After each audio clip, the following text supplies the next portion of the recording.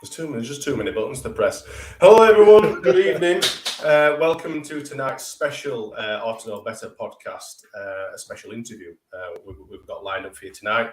Tonight we'll be having a chat with an ex-Leeds United manager whose time at the club covered one of the most turbulent periods of history within our club. And it's still spoken quite widely, 8 years, 8 years on. But I suppose before that, we'll get the intro going. Hi, this is Don Matteo, and you are listening to the Orta Know Better podcast. Let's do this.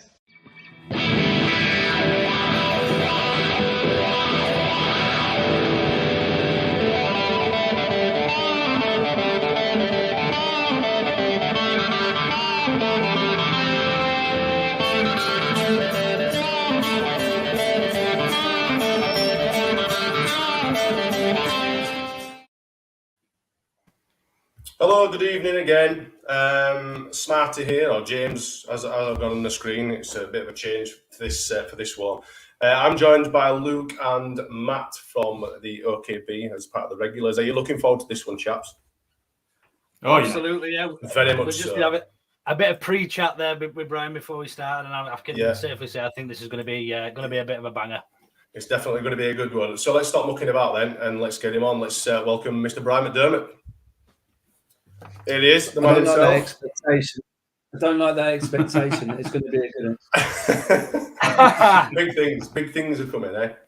How are you, Brian? Are you well? Really well, actually. Yeah, really well. Nice to see everyone.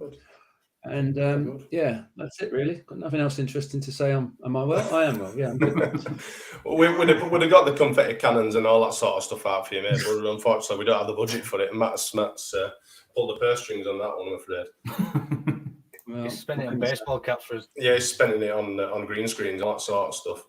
There's going to be a lot to get through tonight. There's going to be a lot of interest, obviously, with regards to your time at the club and all that sort of stuff. But today, at some point, I know Luke will probably correct me on this, there was an article released by a specific newspaper with regards to your struggles with your mental health and all that sort of stuff. Do you want to touch on that slightly before we get into the football stuff? So I spoke a couple of weeks ago. I put something on LinkedIn about how I felt as a player and not feeling that good enough as a player when I was at Arsenal, and all from a playing career really. And then I followed it up with the double whammy this Sunday about my drink stuff. When I've not had a drink for 7.5 years now. Well done. Unfortunately for me, I was one of these guys, or I would be one of these guys. Once I picked up one drink, I don't stop, and it obviously caused me a problem. And I've stopped, and I haven't had a drink a day at a time for nearly coming up 8 years now. So I have to say it's the best thing I've ever done, and I'm in a good place today. And I think that's it's really good place today. No, good. That's very commendable. I mean, I suppose it was part of the culture of being a player back then. Going out after a game, and such and so forth, and having a few with the lads and stuff. Did you ever go out with some of the Arsenal squad? Were it a group thing, or were it just something that you tended to do on your own? Did I ever go out? Are you serious? With the Arsenal. He's from Slough. Yeah. No, I was the only one who stayed in and drank water. No, listen, in the 70s, 80s, that was the culture. Yeah. It was like one of them. The best players apparently were the best drinkers as well, and that's how it was. Do you know what? And look, you'd like to think it's changed now. You don't see that so much, that culture anymore in the dressing rooms now. You can't perform at top level Premier League now and drink the way that the guys used to drink back in the day. It's just impossible, absolutely impossible. And I think looking back at the times when we used to play in the first division, everyone was kind of the same because there was a lot of drinking clubs going on at most clubs. Yeah. I mean, you only have to look at some of the pictures. Like there's famous pictures of Leeds players sat around in the changing rooms and stuff. Drinking bottles of beer and having ashtrays next to you and smoking and all that sort of stuff. Completely different times back then, weren't they? Oh yeah, I mean, I remember that all the smokers in the dressing room and having a cigarette at half time. I remember the Leeds pictures of that. Actually, I remember those years I mean, because obviously you remember Leeds United as well, and yeah, the socks were, the numbers and the names on the back, and I like that. You know, I remember the cup final as well, and you know the Sunderland game and all those games, and you think, wow, yeah. So yeah, I remember those days, and it was just normal for the lads to just go out and get very drunk most of the time. yeah. You didn't need to mention Sunderland, though. No, sorry, I've got this habit of bringing the place on a real downer, and I've just done it again. I actually remember that. I remember that day. I remember the goalkeeper, Montgomery, making that save. But you lot have had nightmares about that since, haven't you? And you weren't born in them. Well, no, it's probably a little bit before our time. I wasn't going to say out, to be honest. You know, I didn't want to. Maybe not Gilly. Maybe Gilly might have been there. Hey, we're all born in the same decade, us. We've seen videos of it. So touch on your Arsenal career then. Obviously, you started at Arsenal as a youth lad, and then obviously started well, I think your debut in 1979. So were there any? I was going to say, were there any Leeds legends knocking about still by then? Do you remember rubbing shoulders with them sort of players? Or tell us how you got into football. I started at 6, so I wanted to be a footballer from the age of 6 years of age, and I was told I was going to be too small. I was going to be this. I was going to be that. Anyway, I played football for 20 years, so they got that wrong. But not bad. I went to QPR. I got let go by QPR. I went to Millwall. Got let go by Millwall, and I went to Arsenal, and I stayed there for 8 years. My debut was in 1979. Liam Brady got the ball. Remember Liam Brady, top player? You won't remember him, but you know the name. I know him, yeah. We were 3-0 up with about 20 minutes to go, and I got on the pitch, and it was £300 a win in those days in 1979, plus £250 appearance. And I thought, wow, if I get on this pitch, I'm going to be a very rich man. And I got on the pitch. Liam smashed about a 40-yard ball, and it was coming out the sky. There's 35,000 people there against Bristol City. We're 3-0 up. I'm a youth team player. It's coming out the sky. I chest it, and it goes out of play. So it wasn't the best of first touches. And I'll never forget, we won the game 3-0, and Liam came up to me and went, "Oh, we got £500 for that today." And I thought, wow, I am really rich. I was earning £14 a week at the time, but then you stick the bonus on top of that, 500 quid. Incredible. That's crazy, isn't it, really? It was. When you look at today's wages and everything that, you know, all the money gets thrown around and that, you know, it's just mental, isn't it, really? The comparisons from then to now is just mind-blowing, really. Oh, it's not even, it's you know, players who don't even play in the league now, that are playing in the team, get fortunes, thousands and thousands of pounds. Yeah. It's a total, I mean, my first pro contract I signed, I was on £100 a week, and I thought that was money in 1979 or whatever it was. It probably was. And I actually remember, do you know what I remember? I remember playing against Leeds at Ellen Road and winning 5-0. Great. Nice. Just get that one straight in. No, good. I must have had a little bit of lag there. I'm sorry. So, I mean, how did you, as a manager, then, how do you keep on top of the money and all that sort of stuff? Obviously, towards your managerial career and stuff, you know, how do you get involved with the pay structures? Do you obviously have meetings with the agents and the players and bust out some sort? It's just totally left up to someone else within the club. I think to myself, if I'm a manager, the last thing I want to do is getting involved in negotiation on money and falling out over money. You know, the lads have got to feel. When I was at Reading, I had a guy called Nick Hammond who did all the contracts. I let him deal with it. He was the bad guy. He had to deal with all the contracts, and I had no interest in that because I thought that's just a recipe for disaster for me. And if someone was coming into me and saying, "Listen, the club's not doing this, the club's not doing that," I didn't want to be party to those talks. I just wanted to be on the training pitch, working with the lads in the dressing room. Getting involved in money and finances is disaster for a manager. Yeah, just solely on the football. Yeah. When you look at the young lads that are coming through and earning that sort of money, though, there must be a little bit of that management that you've got to do with them to try and keep them grounded. Yeah. Do you know what I think as well? When you're 17 and 18 years of age, some of them have their best years at 17 and 18 and then disappear because they pay them so much money. They don't need to they think they've arrived, and there's your problem. If you've earned nothing as a kid and you've come from nothing, and then someone then gives you £5,000 a week, that's really difficult to deal with. Yeah. Unless you've got a really grounded bunch of people wrapped around you, and that's what you got to have, really, because you haven't cracked it just because you signed a contract and you're 17, 18 years of age. You're miles away from cracking it until you play 100 games. Yeah, that's it. Do you have these conversations with the players when you're having like one-to-ones and stuff? Do you have to sometimes, make them probably, be a little bit more humble and say, look, you haven't made it yet. You've still got a long way to go.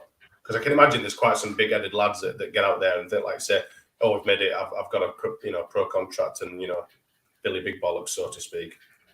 Do you know what? You can't make anyone something they're not. If someone's humble, they're humble. If they're not humble, then they're not humble. True. Sometimes I hear managers go, we've got to be humble. Well, if you're humble, you're either humble or you're not. And you're either a decent guy or you're not. And I see that very clearly, really. But if you haven't got humility and you're a player, I always talk about it, as a player, when you're doing well, make sure that you have humility, because you know what? It's only a game at a time, and it can drag you down pretty quickly. I mean, the Premier League is unforgiving. Look at Steve Cooper now. Now, Steve Cooper's a nice man. Nottingham Forest, brilliant season last year. What he did was unbelievable.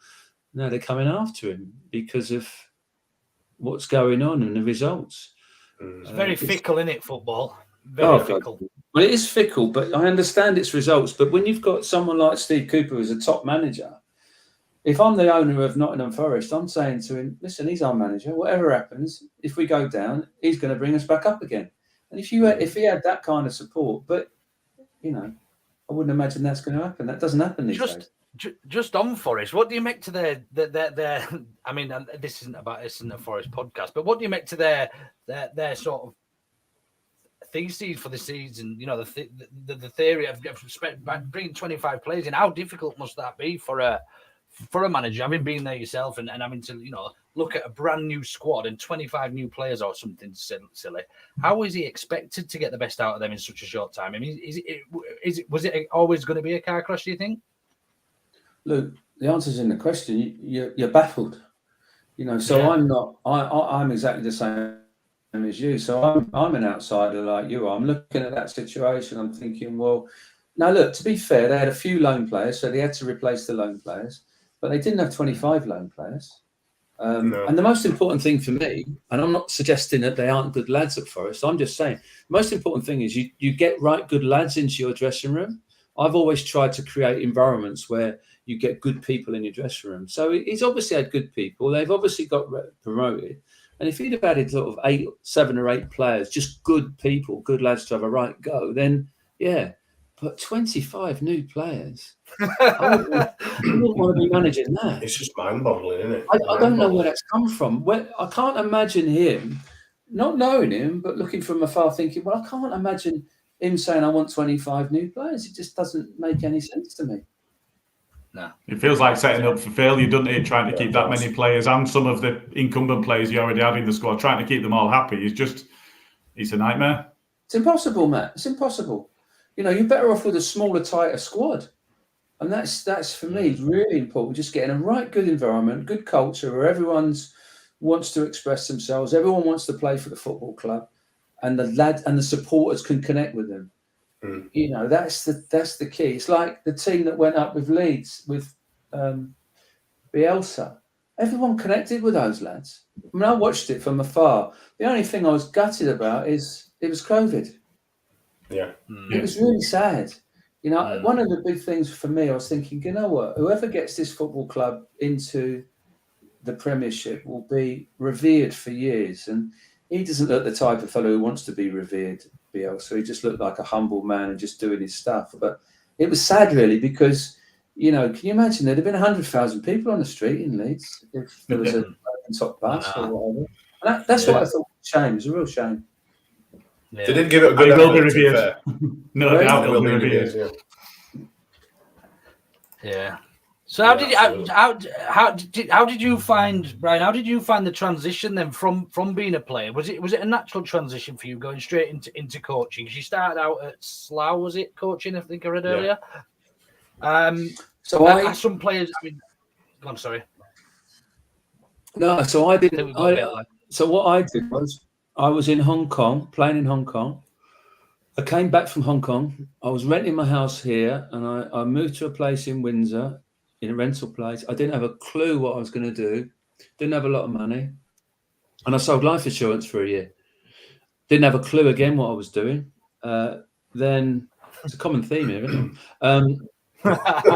And then I went and I set up a football in a community scheme in Slough for 2 years. That was brilliant. I really enjoyed that. And I learned such a lot. We did girls football on a Monday night, 40 girls turning up in 1996. Amazing.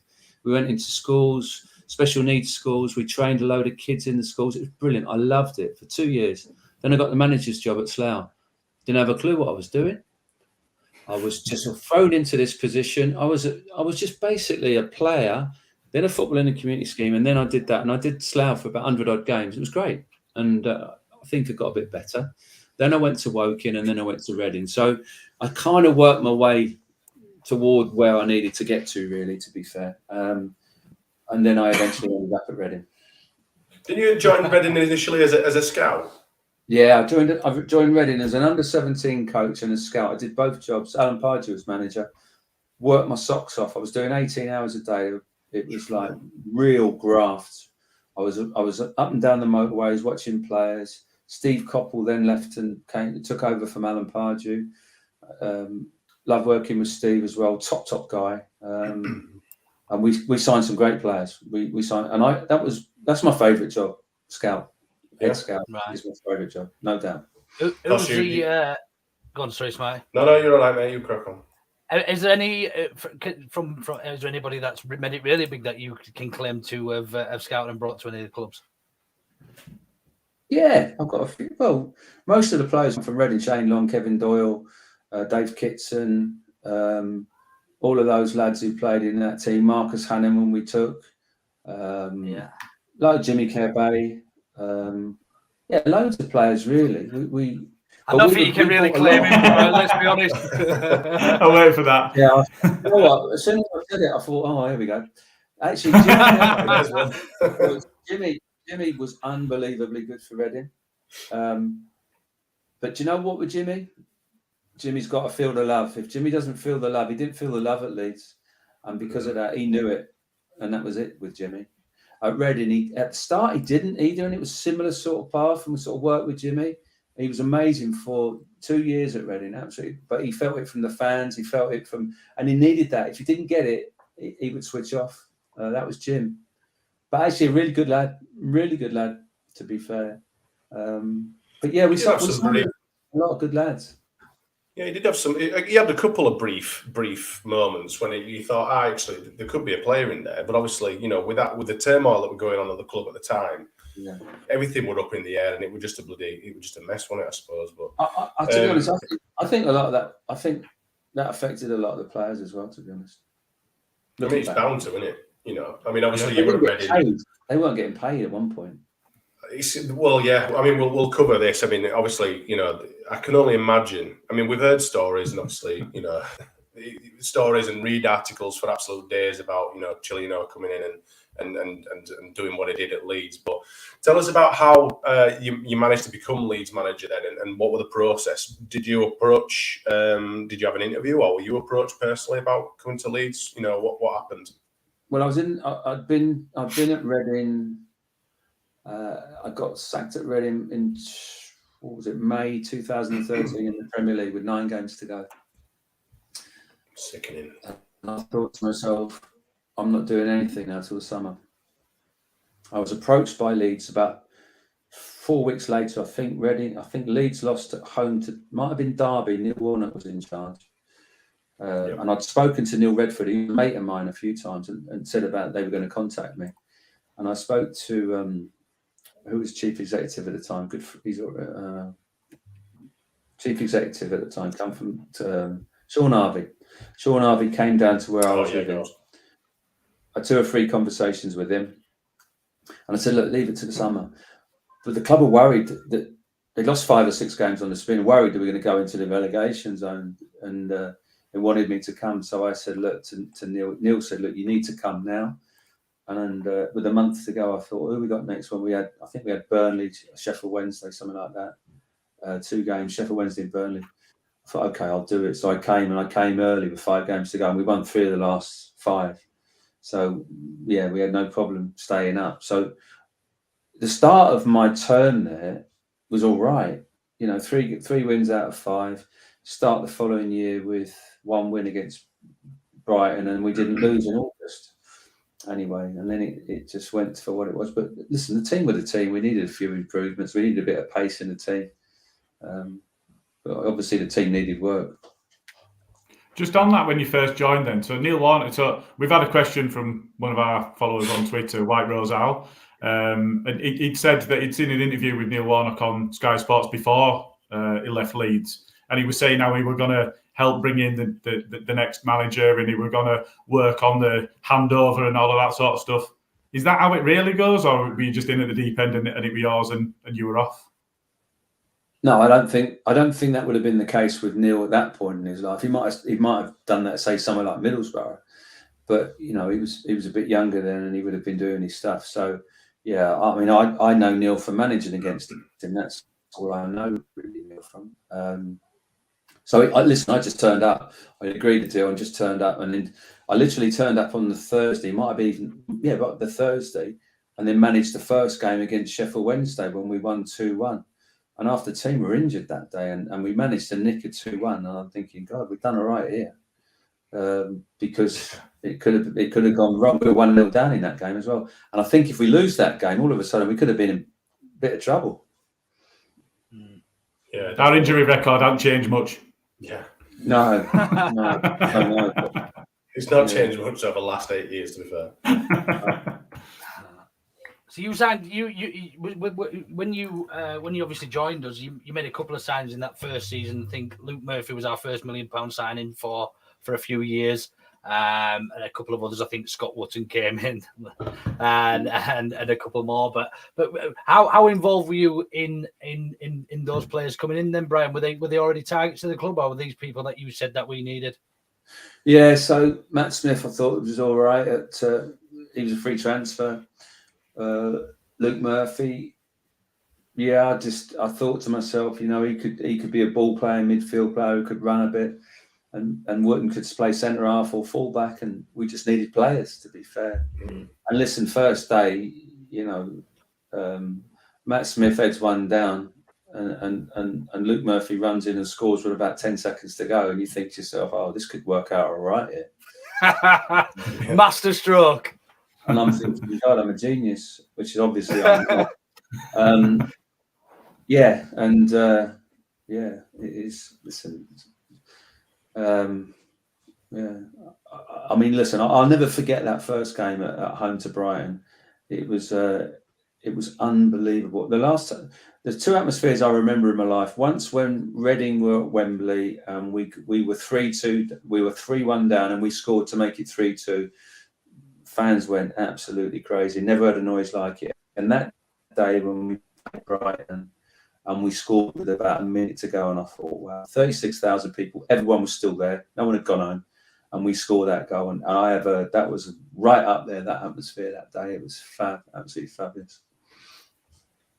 One of the best atmospheres that I've ever been part of was the win against Huddersfield Town shortly after Cellino had tried to get rid of you.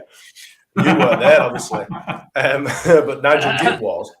I remember having a really, really hoarse voice the day after, because the whole stadium was singing your name like it was going absolutely crazy. The whole stadium was shouting your name. Do you know what? Do you know that is really humbling. I didn't know that, but I kind of knew it. Obviously, I wasn't there. And listen, we weren't doing anything with any great shakes or whatever. So to get that was incredible. But I think the Leeds fans knew the situation. And one thing I try and do is I try to front up and be as honest as what I could, and that's what I tried to do at the time. And it was difficult. It was really, really difficult time for me personally and professionally. And I was trying to face up to what was going on. I was trying to give the fans information to the best of my ability. A lot of the stuff I didn't know. I didn't know what was going on really, but there was a lot of stuff going on behind the scenes. Yeah, I remember that because we picked the team on the Friday, I think, and I got sacked on the Friday. It was transfer deadline day. Some bloke rang me up and said, "Your contract's being terminated." I went, "Okay." Didn't know As who you he was. do. I didn't know Eating who your he fish was. and chips. I literally didn't know who he was, and I thought, this is odd.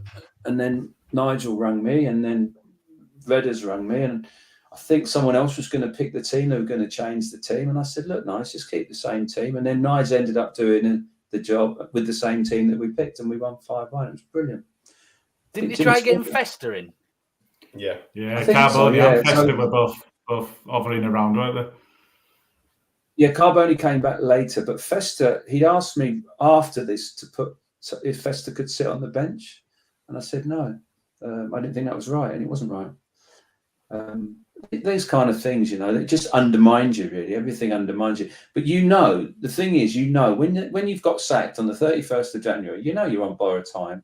And for me, I knew that, but also the players knew that.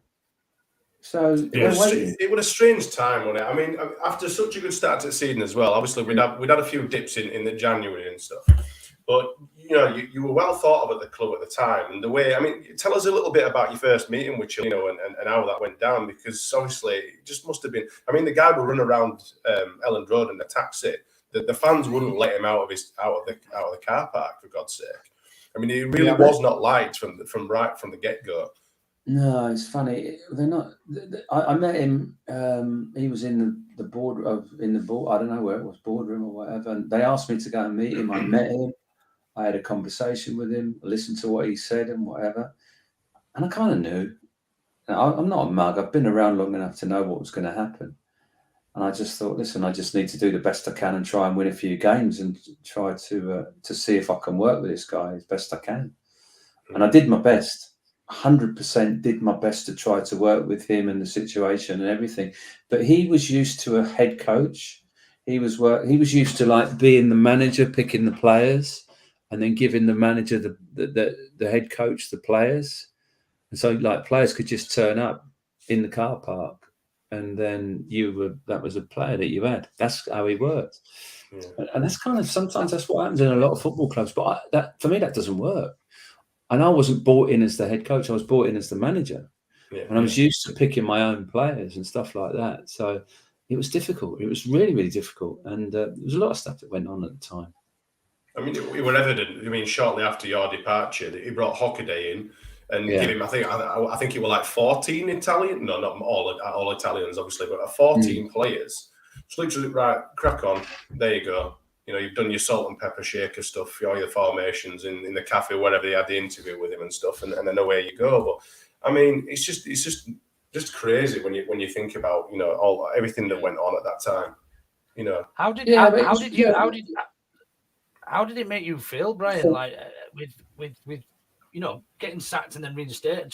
I put myself in that position in my everyday job, and you just couldn't imagine it. And I know it's slightly different in football, and managers. I mean, I don't want to say expect to be sacked because they don't, but to actually have somebody ring you up and then say, actually, can you come in day after we've made a massive mistake, sort of thing. What, as you're not a fan of the club, we're Leeds United fans. You don't claim to be a fanatic of the club. How did it actually make you feel? You just feel really undermined. So what's coming, and you got to go back on the Monday. It was literally, I'm going back Monday morning to do a press conference live at 1 o'clock after training. I did a press conference live at 1 o'clock, and the press conference lasted 45 minutes. And I've got to sit there in this press conference and talk about the ownership, what happened, but also be a little bit guarded as well. You can't say everything that you want to say. sometimes, but you have to be honest and you have to try and front it up as best you can. So I just knew at that point, I thought, well, okay, if I win every game and we get in the top 6, I might be all right. But then I have to work with this guy. Do you know what I mean? I have to work with. I've been in that situation before at Reading. The same thing happened to me. We were 12th in the league at Reading, and a new owner came in, and I knew this Russian owner came in, and I said to myself, he hasn't got a clue who you are. If you don't win every game, and I said it to the director of football, I'm out. And we won every game. We got promoted. So I thought to myself, okay, this is what you have to do, and you have to try and. But the Reading team was ahead of the Leeds team at the time, so that's where we were. You know, we weren't a team that was going to challenge at that time. We needed players, and we needed to do what we needed to do. So, yeah, I felt a bit. I was anxious, and I tried to hide it, and I didn't tell anyone. Whether it came across like I was anxious, but I was kind of, you're feeling that anxiousness, and then you go, you know, like for example, we'd had a couple of terrible results. We got beat by Rochdale in the FA Cup. And I'll never forget that game.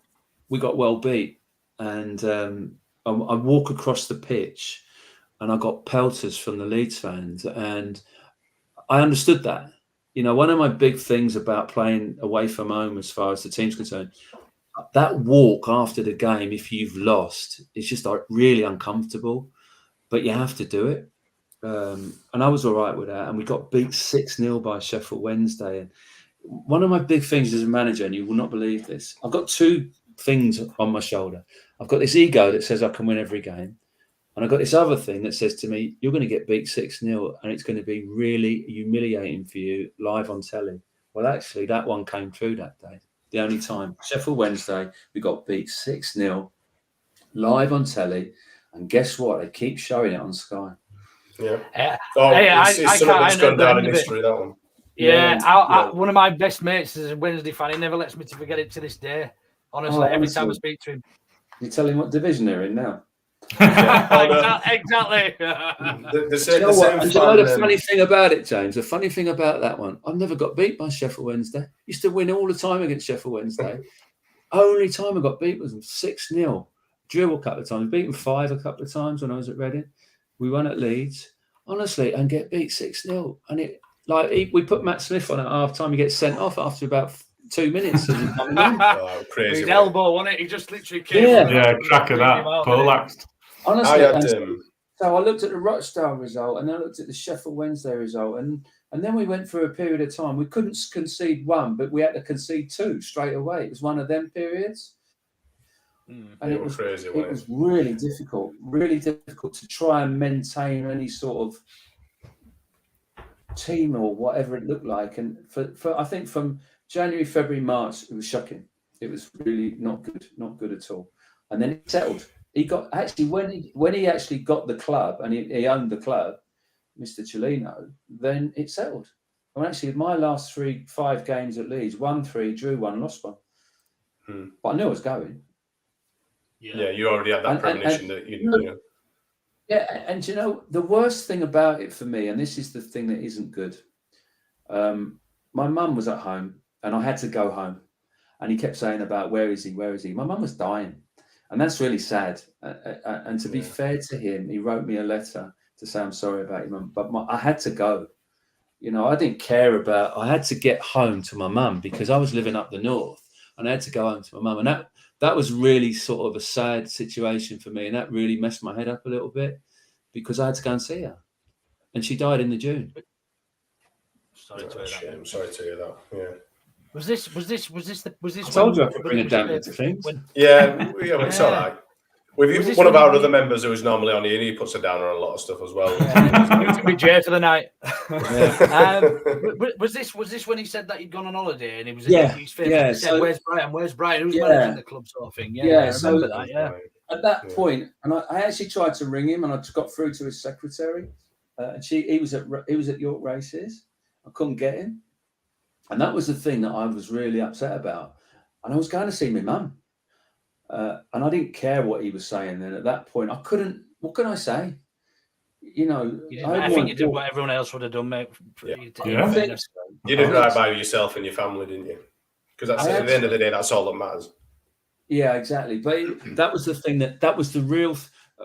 That felt personal to me, and that was the only thing that I could look at. Everything else, whatever you say, it's football, it's professional. We can all deal with it. I'm a grown man, but that was different. I thought, no, you can't be saying that about me because you don't know. And maybe I needed to say it to him. My mum's dying, but I didn't get hold of him to talk. And at the time, we weren't really talking. I saw him at the Player of the Year do, and we didn't talk. So I knew. You know. You knew by then. Anyway, that's football. That's how it is. Yeah. So it must have crossed your mind. Sorry, go on. Sorry. Go on, Smarty. Go on, Mike. No, you got. It's fine, Mike. It must have crossed your mind, having to deal with somebody that was like that. Did it not cross your mind to think, actually, I just can't cope with him. I can't work for him, and not look to come back? Or was it just that professionalism in you that said, no, I need to go back and I need to do the best I can? How did that? Matt, I wasn't coming back to terms with having to work for him. I wasn't coming back for him. No, I was coming back because I had a contract. As far as the Leeds fans, I wanted to be there. I remember what happened against Huddersfield. I remember the support that I got, even though the team wasn't doing very well at the time, and we were losing games in January, February, March. And I come back because of that. And I wanted to, and I loved it. I loved the supporters. You know, that they were amazing supporters. And I'm not just saying that because you're all sat on. I'm on a Leeds United podcast. I'm saying it because I meant it. You did have quite a good relationship with the fans as well, didn't you? I mean, there is a graphic of you in, I think it was Slovenia on the pre-season tour, and the lads were shouting at you, Brian, it's your round or whatever, and there you are handing over €50 for the lads to go and get a round of drinks in. I mean, that just speaks volumes, you know, in itself, what sort of relationship you had with us, the fans. The thing is, James, you know what? That time I'll never forget. I was embarrassed because I only had €50 on me. You weren't living in Harrogate, Brian, at the time. You know what? Exactly. Property was expensive there. I only had €50 on me, and I saw that, so I gave it to him. I thought, I've only got €50. It's not going to go very far. And I was like, it's about 6 pubs in it. And you know what?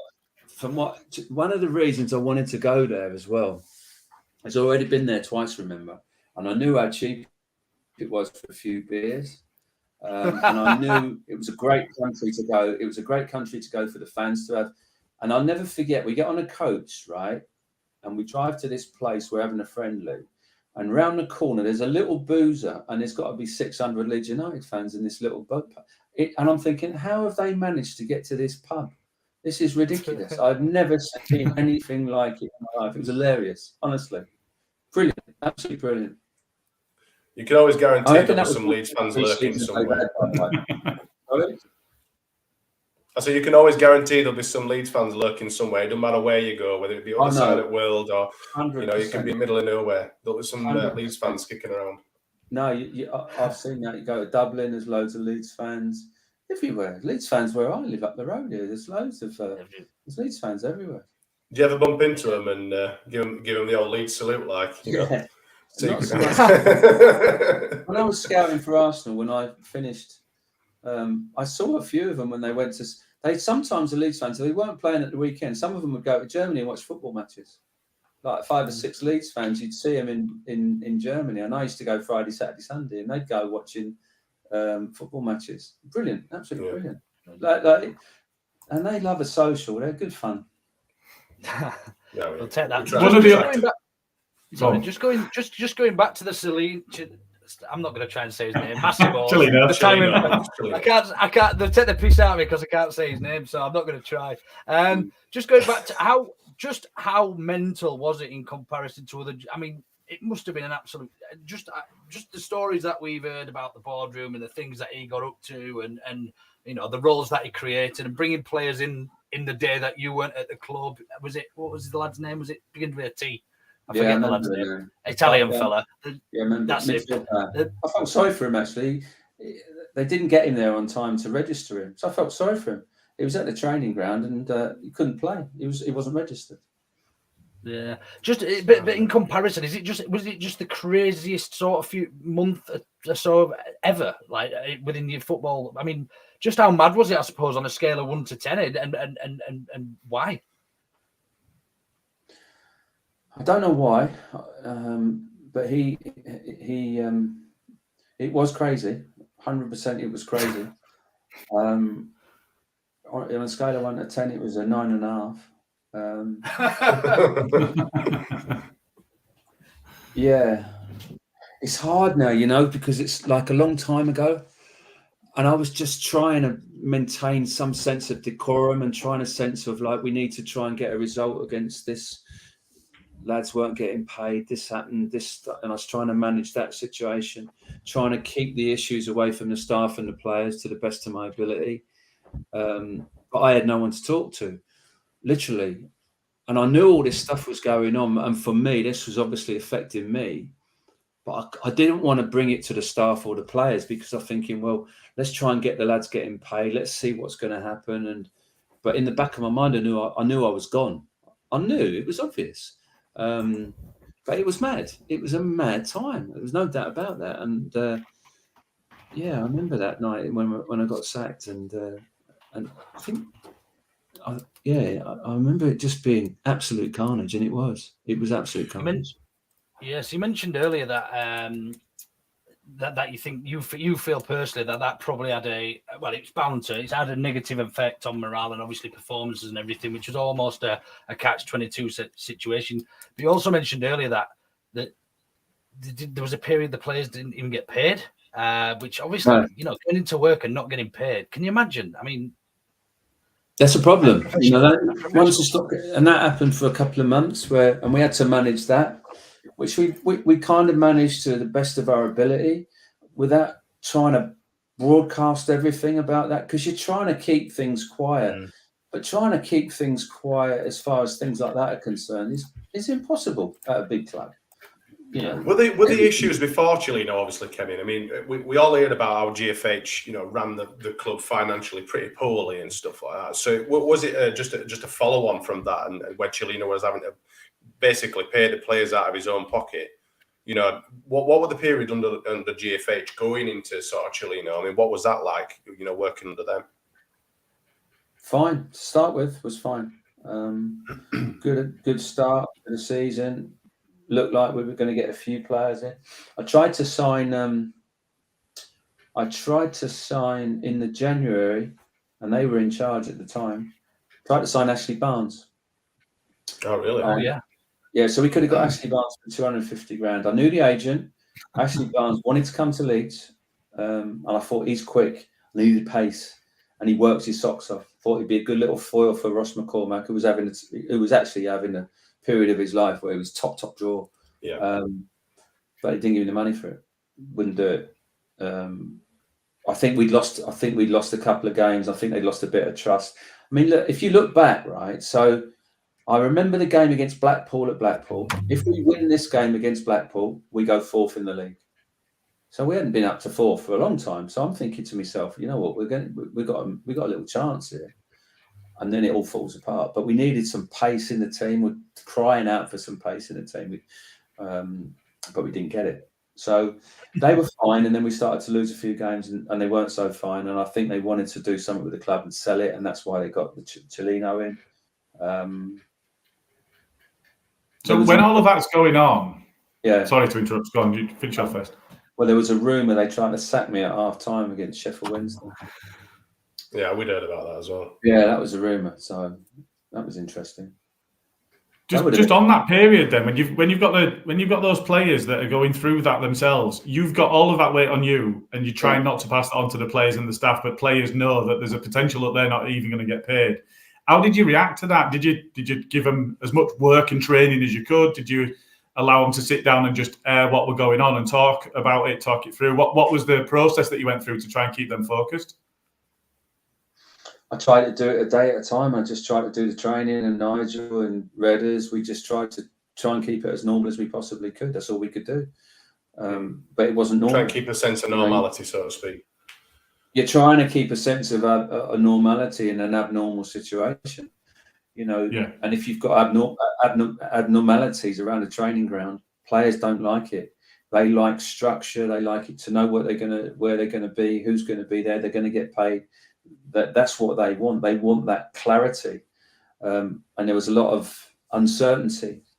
and uncertainty brings problems, and that's what we had. And it was a perfect storm. For that 2 or 3 months, we had so much uncertainty, and I don't want it to sound like excuses, but it was definitely didn't help that situation. And listen, it's bound to have an effect on the players as well, isn't it? At that point, in their performances and all that sort of stuff. Well, coming from December, when we win at Blackpool, we go 4th in the league, and you think, well, you know what, we've gone for, and then all of a sudden we been getting on the glass mountain, we can't get off it. Yeah. So just on that, then another question that we had before we started from Charlie Hunter, another one of the followers of the podcast. He just asked, given a scenario, if you were in a position where you had stable, responsible ownership, you didn't have all of that weight on, that you had to concentrate on trying to shield people from that situation, and players that were able to just get on and concentrate. With the squad that you had, how far do you think you could have gone? With the squad we had? Yeah. No, we needed some players. We needed pace. We struggled for. We that's why I brought Jimmy in. That's why I brought Stuart in. We needed some pace in the team. You know, all across the team, the defence, midfield, and the strikers. We needed pace. I mean, Ross was a top player, top mentally, very quick in his head and quick with his brain, and he scored like 28 goals. Top player. Yeah, he pretty much single-handedly kept us up that year, didn't he? Really? He did, and you know, he was made him captain. I mean, he was fantastic for me, to be fair, Ross. Really good, great for Leeds United. And we sold him for a lot of money. I don't know how much we sold him for, but they had an offer of what, about 15 million. Do you know what? I think when in the January they had an offer of about $1.5 million from Middlesbrough or something. Nearly took it. I said, you can't take that, not with this fellow. No. It's mental. Jesus. Is that why you made him captain then, to kind of give him some sort of incentive to stick around and obviously, you know, maybe give the rest of the players a boost? Yeah, I just said to him, if I make you captain, will you not go? He went, all right.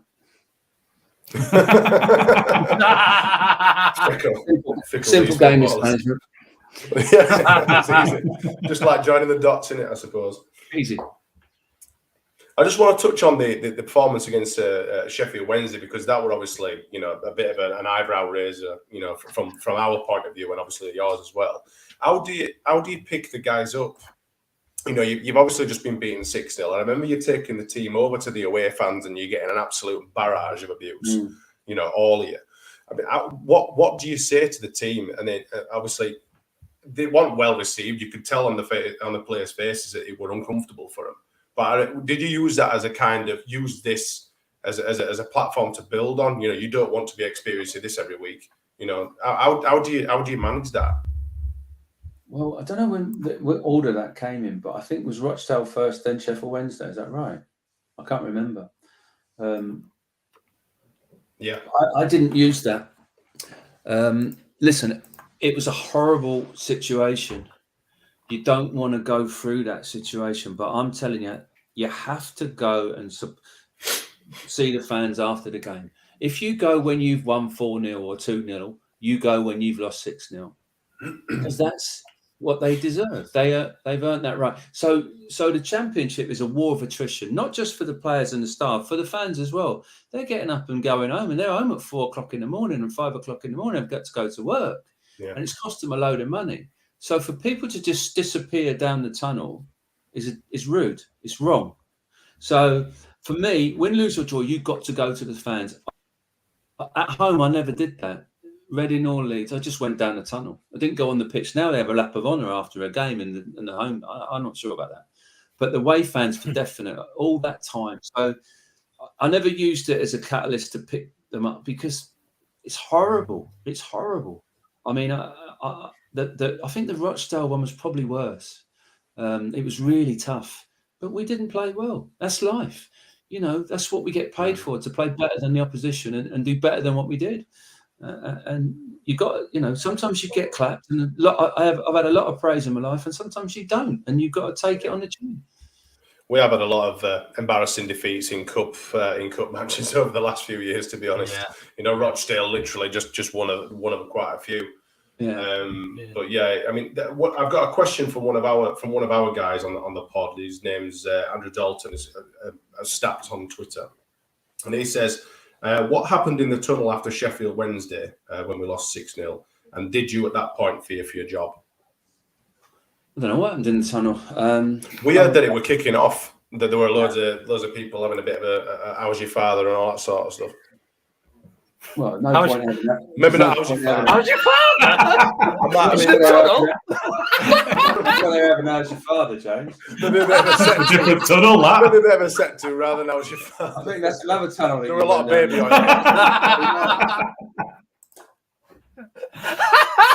it. Didn't expect it to go that way.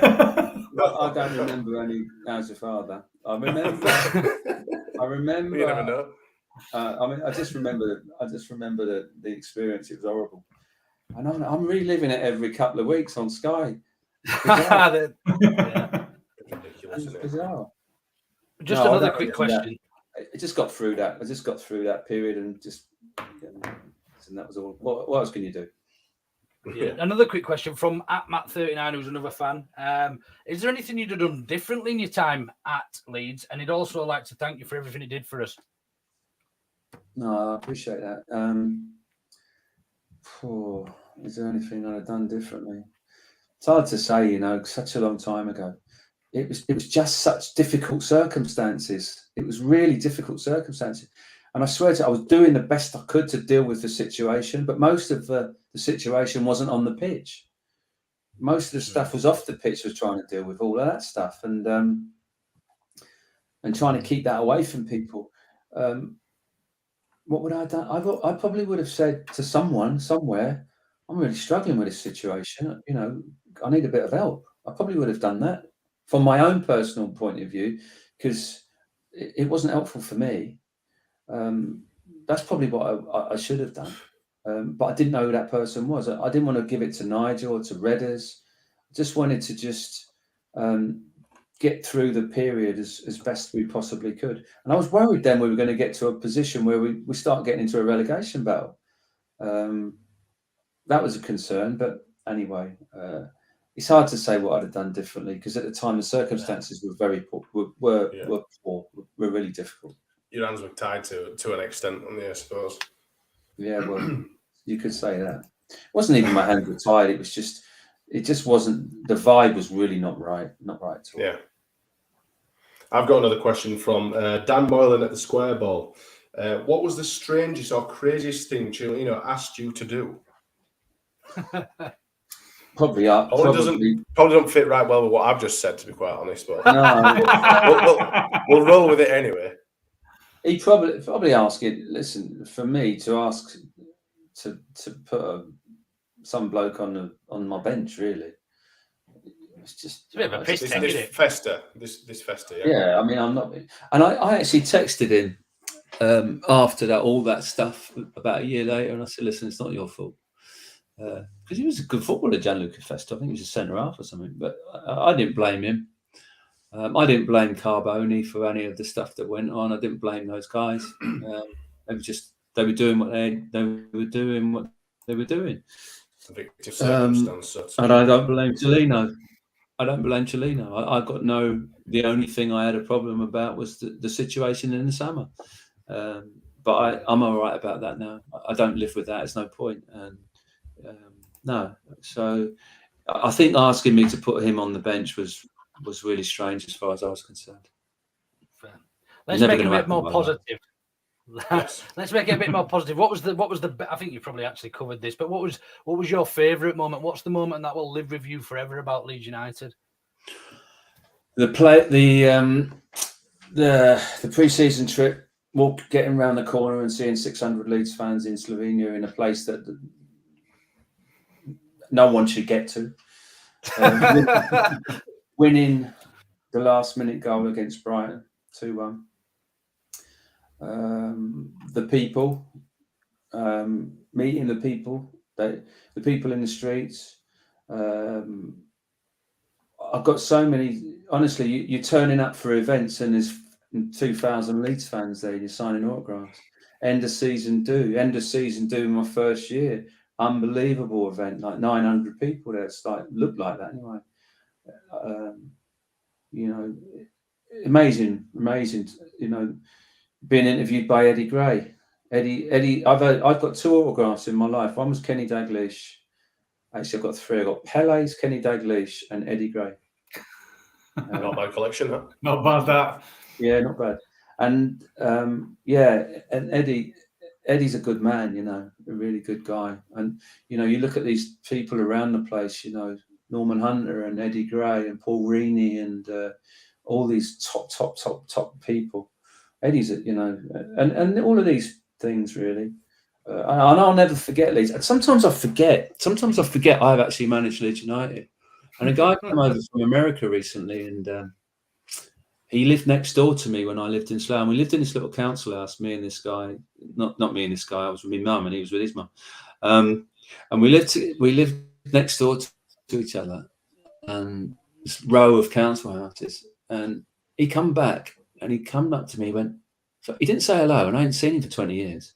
He went, "Brian, you manage Leeds United."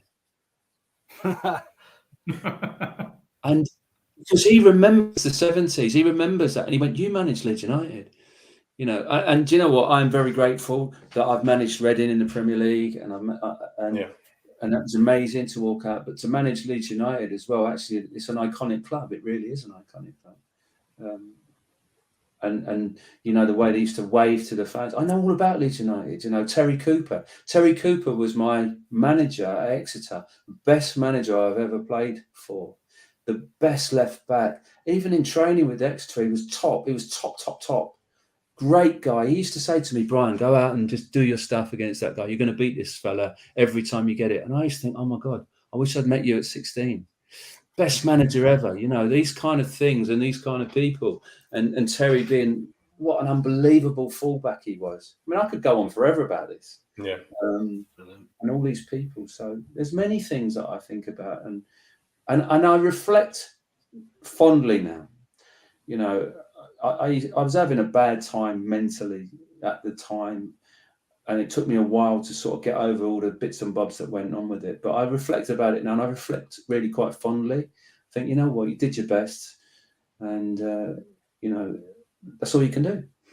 I think that's echoed in the way that people think of you, in the way that, you know, the reactions that we've had from people when we said that we were going to speak. "Oh, what a brilliant guest that's going to be. Yeah, can't wait to see it." And, you know, I think it's good that you can reflect fondly, even though that, you know, there were difficult times while you were working for Leeds, just because you're highly thought of by the fans anyway.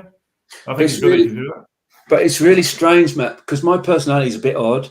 You know, I'm always thinking, well, like I do this podcast, and I think, God, I'm boring myself here. And I think, am I really that dull, or is this all right? Am I talking about? And I'm talking like I think, is it all right what I'm saying? And it's a strange one. It's really strange. Yeah, we're quite happy with it. That's all right. That's good. But I do a lot of these things, and I never look back at them. I think, I don't want to hear that again. God, I don't want to hear myself. That is very odd.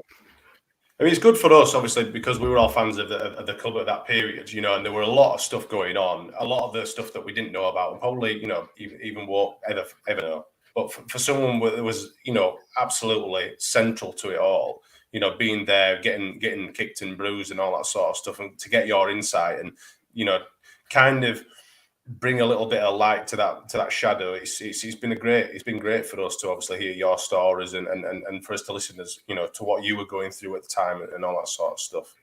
You know, it's been great to hear that.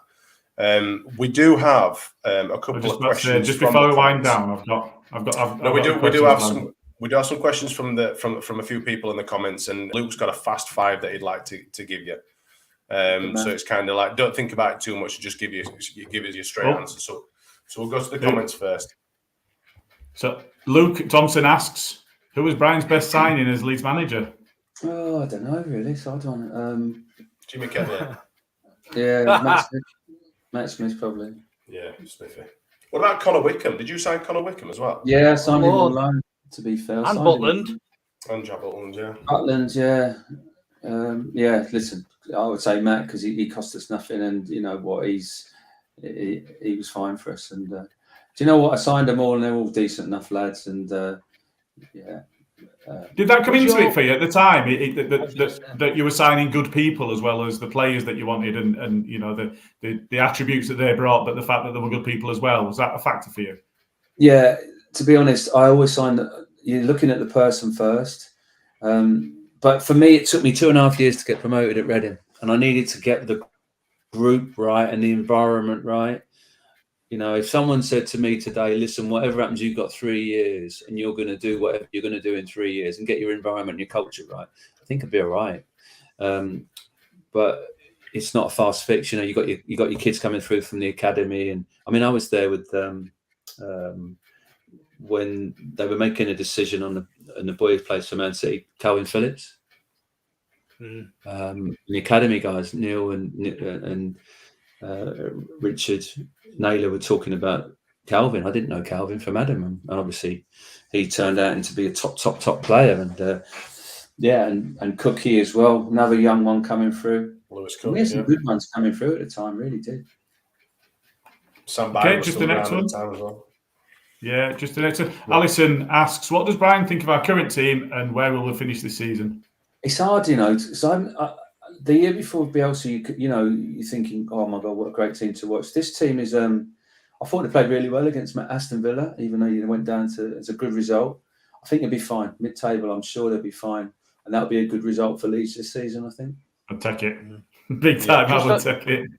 Just on this season, we have got a question from Cellino.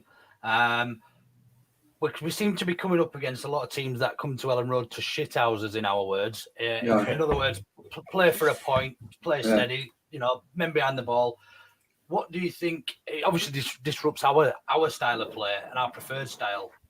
We seem to be on the wrong side of the ref. What do you think? What would you do differently at managing that if you were managing Leeds United in those games?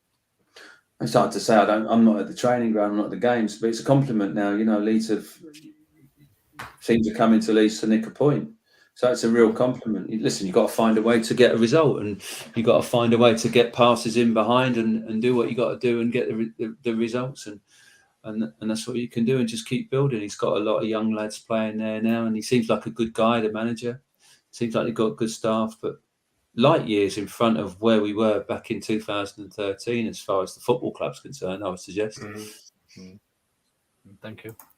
Just the next one from Jay Michaels. I'm going to give this a go, but you can correct me if I get the pronunciation wrong. What was it like? What was it like playing for IFK Norrköping? Nearly Norrköping. That as it sounded, it. Oh, there you go. Norrköping. Yeah. What was it like? That's an interesting question. It was brilliant. I played there in 1984. I was a single guy, and I was in Sweden, and I was player of the year. Yeah, I'm going to say player of the year. Do you mean on the pitch or off the pitch? You were player of the year. Happy How's your father in the tunnel? There you go. How's your father? Lovely old stuff. How's your father in Norrköping? And just one from Emily Lou, just on mental health. How much support do you feel there is within football generally? Is there enough done? I guess the question, could we do more? Yeah, definitely could do more. I think you've got your staff, you've got your manager, you've got your players, you've got the staff around the manager. Yes, you could definitely do more. I think your problems come with your players. If they've got a sports psychologist at the club, they don't want to talk to the sports psychologist, the player, because the sports psychologist they think is going to tell the manager. And then the ones that do talk to the sports psychologist, they'll say what the manager wants to hear, if that makes sense. So that's a problem. I think you should be getting in old blokes like me who've been there and done it to talk to these young lads and managers and stuff like that. I'm doing the League Managers Association mentoring course at the moment, and it's really good. And I've always thought to myself, you need some older guys around and who can talk to these. But that's why I do my presentations, really, to talk about that sort of thing. So, is there enough support? I don't think so. And they need a lot more, in my opinion. So just on that mentoring piece, is that mentoring young coaches, young players, just people in general? What's that aimed at? Generally managers. So if I would be on a list of managers, and a manager might pick me out for me to just be there for them, and I think that's a really good thing. It's not. I'm not. I'm just there to listen and work together with that manager, and I think that shows a real strength for the manager if he's got a mentor. And I look back at it, would that have been good for me back at the time when I was struggling with Leeds? Definitely. Yeah. No, it's good that because you had mentioned that if you'd have had that person to talk to, that it would have felt differently. So the fact that you're then able to do that for other people, that's a real positive. Yeah, no, absolutely. And even players, you know what? Because players go through so much. Listen, so for me, there's 11 players that can play. Then you got the ones on the bench. Then you got the ones in the stand. So all the ones in the stand are trying to get on the bench to get onto the pitch. And then you got the ones on the bench are thinking, well, actually, I don't really want him to play that well because if he does, I won't get a game. So you have to find a way as a manager to get that whole 25 together somehow. And that's really difficult management. I've done it once in my career at Reading where I think we had everybody on board. And that's what I'm talking about, building an environment and where you come in and you go, well, actually, you are paid to be as fit as you possibly can and play when the manager picks you. And if that's okay. That's all right. And I think if you can find that and you can get that, and what I used to say to our staff, listen, guys, the ones that don't play, we need to bring them in on a Sunday, not to punish them, to make sure that they're being looked after and we get them and keep them up to speed. And I used to turn up every Sunday. The staff used to turn up. So it wasn't just given to the youth team manager. We took the training. That was important. Those guys that are not playing, it's really important. And talk to them. Talk to those guys that are not playing. They want that reassurance. I don't care who they are. They need that reassurance. Yeah, that's human nature, isn't it? To feel that value is human nature. No, that's really positive. Thanks. Yeah. We've got any more questions in the comments, Gilly, or should we go to Luke for his fast five? No, let's go across to Luke. Be looking forward to this. Right, Brian, if you don't want to answer any, just say pass. I'm only kidding, it's not that hard. Just really quickly, just the first person or thing that comes to your head when I ask you these. First of all, who was the best player to manage while you were at Leeds? Best McCormack.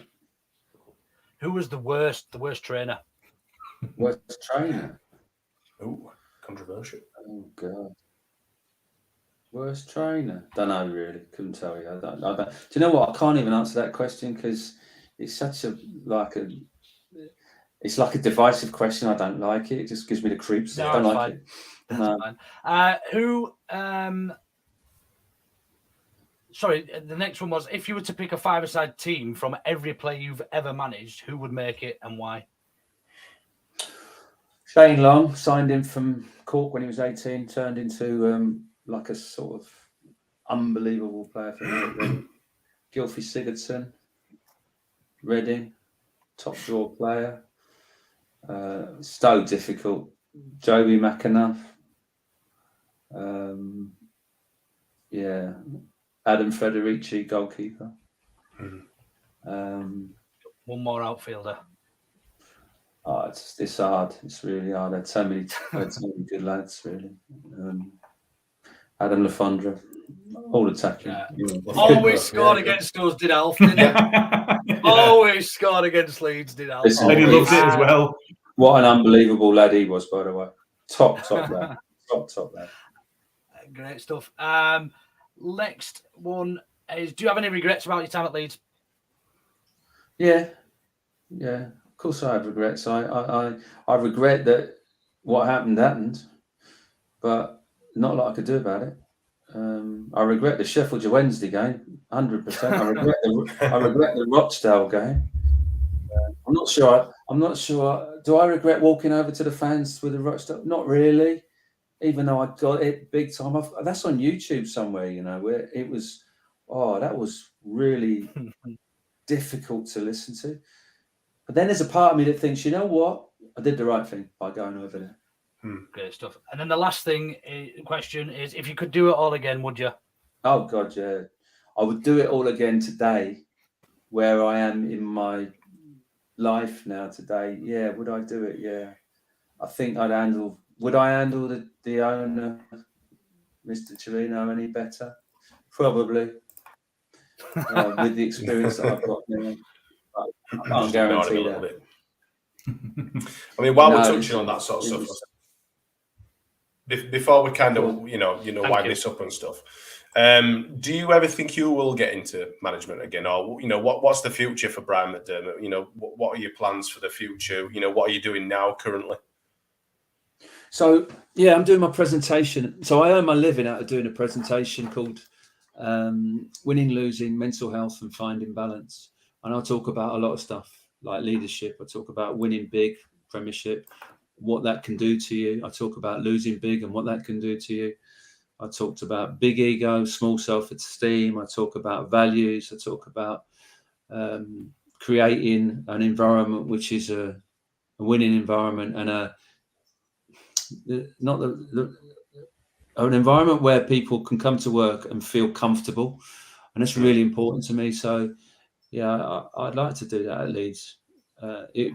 There's a lot of Reading stuff in there, clips-wise. What Leeds fans are like. They want to see Leeds, and that, which is fine. A lot of that stuff would be the Leeds under my tenure. It will be a bit more. That time between January, February, March. Yeah.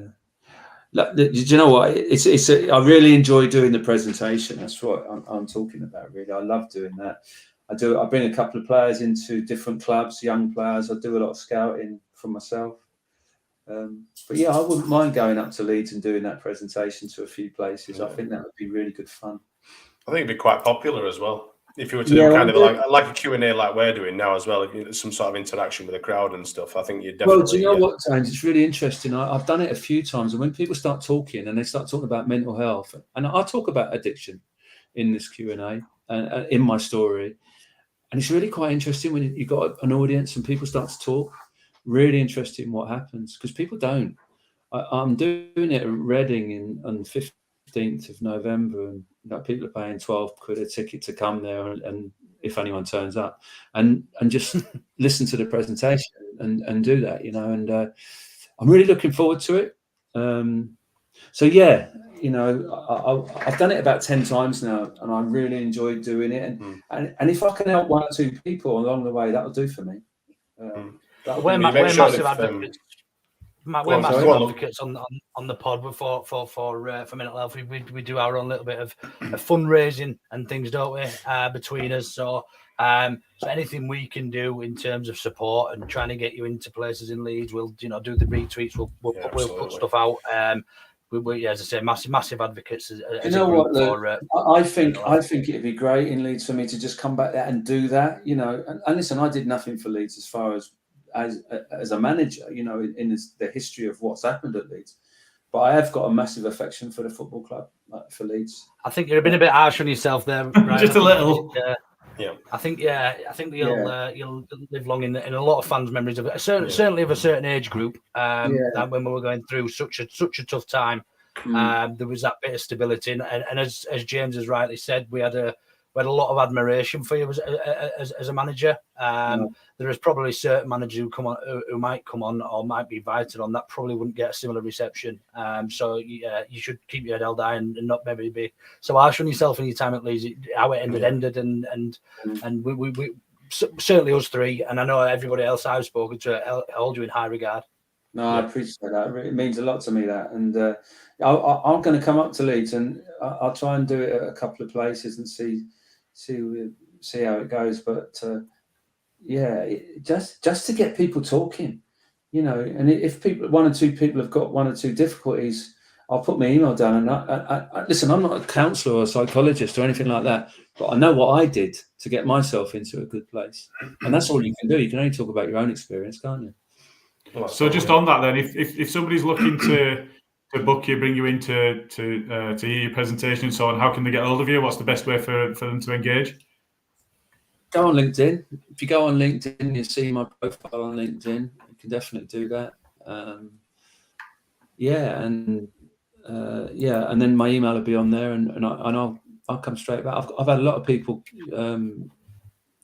connected with me on LinkedIn, and I've had a few really good conversations. I've had someone from Dublin who wants me to do it. I'm doing an interview tomorrow on Sky Sports, which will be good. I'm quite nervous about doing tomorrow, to be fair. But you'll smash this is a good warm up for you. You know, when you're talking about something that's quite personal and you sort of feel quite vulnerable, and you think, "Oh my God, do I really want to do that?" I mean, even that article today in the paper, I'm thinking, oh, my dad wouldn't be happy if he saw that. I mean, I suppose you've exposed yourself, in that kind of way, but for someone like you hopefully exposing himself. Honestly, James, honestly, mate, I can't believe you work with these two. It's shocking. they're just bastards to me, Brian. Honestly, you see him through a week. Honestly, you know what? dirty sods. Yeah. That's brilliant. But for someone with your kind of stature that's come out, and we see it time and time again with other professionals that have reached out and been open and honest and said that they've struggled with the mental health and all that sort of stuff. It's great to hear, because it helps people, like ourselves. I mean, individually, everyone has struggles from time to time, and for someone, like yourself to come out and be open and honest and talk about that. It's fantastic for everyone, and it encourages people to talk more, definitely. It puts it in realization. It puts things in realization that if a Premier League, if a man, we're speaking to somebody here that's managed in the Premier League, can go through that, it almost gives you that sort of little bit of. For me, it's a bit. I mean, I'm not going to expose myself, but you never know. You might like it. But yeah, it just almost makes you, and I think somebody commented earlier on that, it makes you understand and realise that although you've managed Leeds United, you're still a real person, and it helped. It's certainly for me, it's a bit of a comfort knowing that even people who've lived in Harrogate can be sad and struggle and stuff. So it's a bit of a sense of realisation is probably the best way of putting it, I think. No, listen. I got to say that what I didn't want to come across as, Luke, which is really important. I didn't want to become indulgent, and I thought it's not an indulgent story. It's actually a story of someone who struggled a lot, and actually has come through that. That's it. And I think that's really important to get that message out. You don't have to be. It's okay to struggle, but there's a way out of it, and I think that's the most important message, really, for me. It's not an indulgent story. I don't sit here as a victim for anyone. I'm not, and it's not a soft story. I'm not soft. I want to win football matches, for example. I want to do really quite well, and it's not soft, but it's about being kind. It's about being a person who loves their football players, who loves the football club, who cares about people. That's, to me, that's the most important thing. It's about caring, and that is the most important thing. And if you can help someone else, do it. Help someone else. If you're in a bad place, ring someone who's struggling. Yeah, I think that comes through, and that's certainly coming through in the comments. So, Lou, you said yourself, you're humble or you're not. You most definitely are. What a top bloke. What a genuinely good bloke. Leeds are proud to have had him. Always welcome back. Nice. This is probably embarrassing you a little, but we're going to do it anyway because they're nice comments, and I think it's right for you to hear them. But no matter what happens in the future, Brian, nobody can take away from you that you were the manager of Leeds United. Total respect to Brian for what he's done. Could listen to Brian all night, top guy. Important one here. Thanks for the vulnerability. I think it's been such a transparent conversation that we've had with you. It's really. You know what? I didn't think there was anyone on the thing. Oh no, we've got full screen on. We've been keeping an eye on it. Yeah. I don't know what that is. From Jay as well. And then we've another one as well. Top man, great podcast, proper enjoyed it. Good luck to Brian in the future and what he does. And this echoes everything that we've seen, everything that we've had, all the comments that we've had, the questions that we've had. We've been looking forward to hearing from you because you had that connection with the fans, and I think that's why the fans appreciated you and why you got the response that you did at the time. No. Yeah, absolutely. Do you know what? I went into a boozer in Harrogate. This is one of the top things that happened to me as well. And I was with a couple of friends from London. I walked into the boozer, and I think we'd won that day. I think that was why I was out. One of the reasons I was out. And there was a boxing match on, full of Leeds fans, and they started singing that old Brian McDermott. And I thought, oh my God, I can't believe it. And my two mates were like, really? what is going on here? It was mad. It was so mad in that pub that night. And I look back at that and I smile at that now. At the time, I was like embarrassed, but now I smile at it. I think, wow, that was so funny. I wish we had a recording of that crowd at the Huddersfield game, because it was. I've genuinely, I include Bielsa in this. It was, you don't get much better than Wilco, Revy, and Bielsa for us. But I've never heard the crowd sing a manager's song as loudly as that day. Wow. It were unbelievable. And it just goes to show what you meant to so many of us. Well, that's what, and I find that really difficult to listen to, because I think I can't understand that.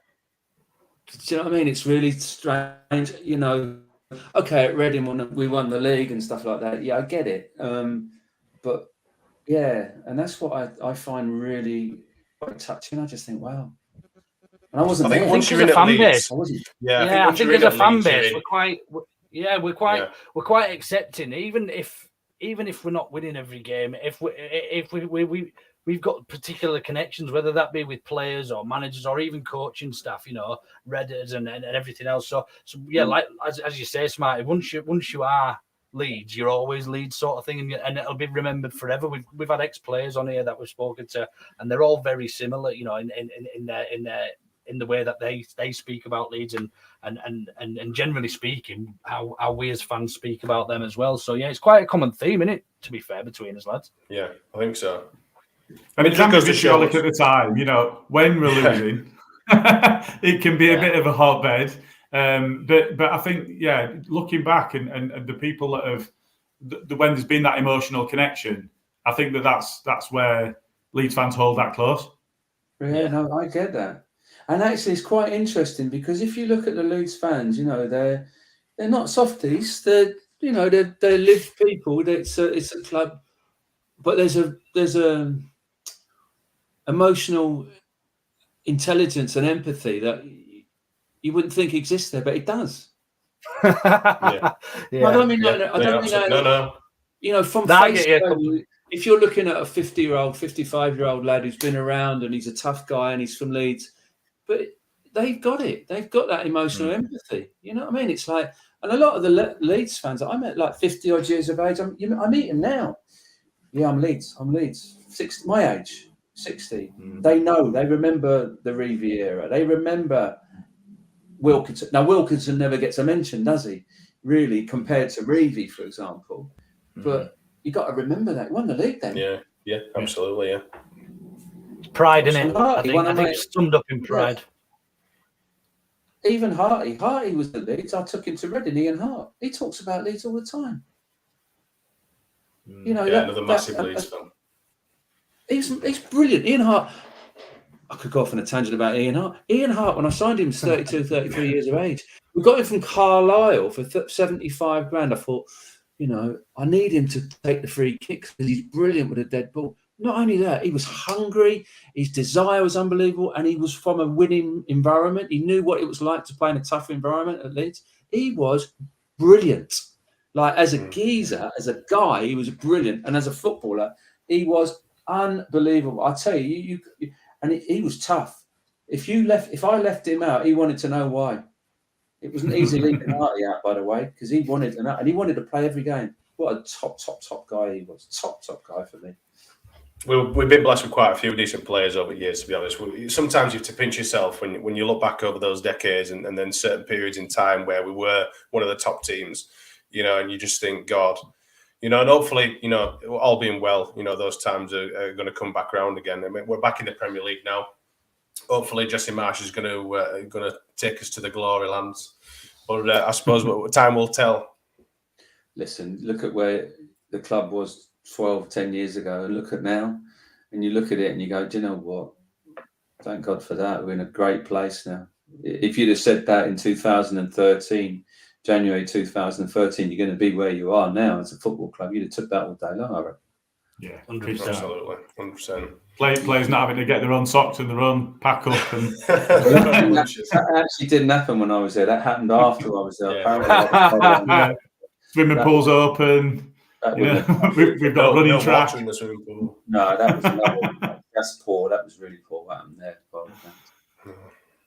Well, Brian, it's been absolutely fantastic to have you on. Thank you very much for taking the time to come and speak to us. It's been brilliant. It's been very insightful, and I think I speak for everyone when I say that we've all really enjoyed it. It's been great to have you on, and hopefully, if you are up here in our neck of the woods, we'll be able to pop over and experience this presentation firsthand, and we'll definitely get all the word out and stuff. We'll be letting everyone know and shouting it from the rooftops if you are up here and you want to get that out.